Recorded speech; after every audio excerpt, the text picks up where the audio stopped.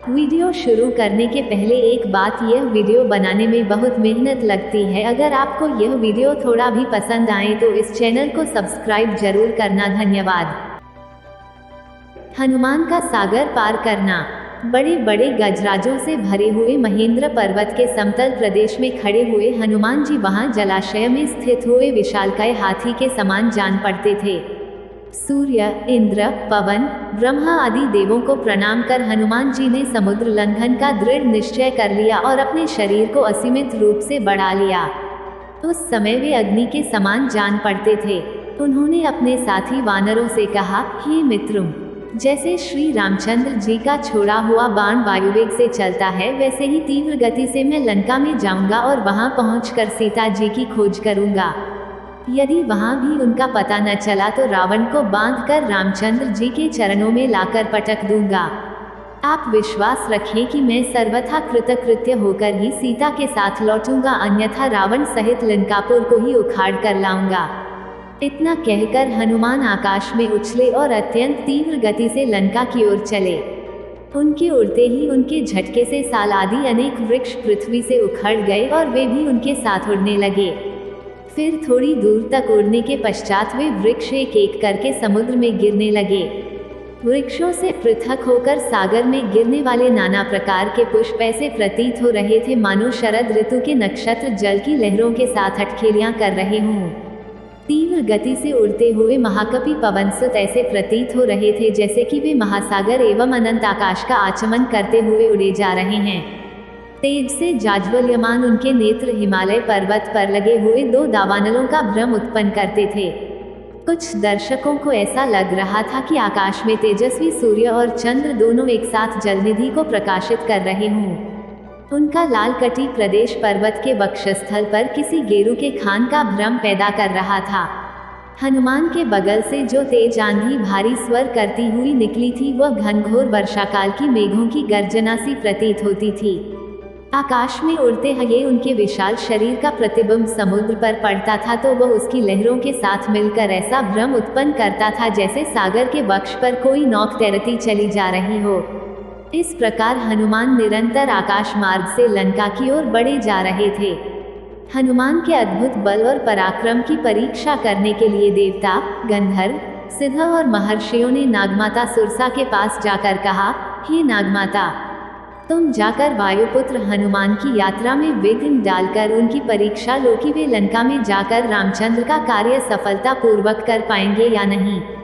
ऋषियों के मर्म को समझकर सुरसा विशालकाय राक्षसनी का रूप धारण करके समुद्र के मध्य में जाकर खड़ी हो गई और उसने अपने रूप को अत्यंत विकृत बना लिया। हनुमान को अपने सम्मुख पाकर वह बोली, आज मैं तुम्हें अपना आहार बनाकर अपनी क्षुधा को शांत करूंगी। मैं चाहती हूँ तुम स्वयं मेरे मुख में प्रवेश करो ताकि मुझे तुम्हें खाने के लिए प्रयत्न न करना पड़े। सुरसा के शब्दों को सुनकर हनुमान बोले, तुम्हारी इच्छा पूरी करने में मुझे कोई आपत्ति नहीं है, किंतु इस समय मैं अयोध्या के राजकुमार रामचंद्र जी के कार्य से जा रहा हूँ। उनकी पत्नी को रावण चुराकर लंका ले गया है। मैं उनकी खोज करने के लिए जा रहा हूँ। तुम भी राम के राज्य में रहती हो, इसलिए इस कार्य में मेरी सहायता करना तुम्हारा कर्तव्य है।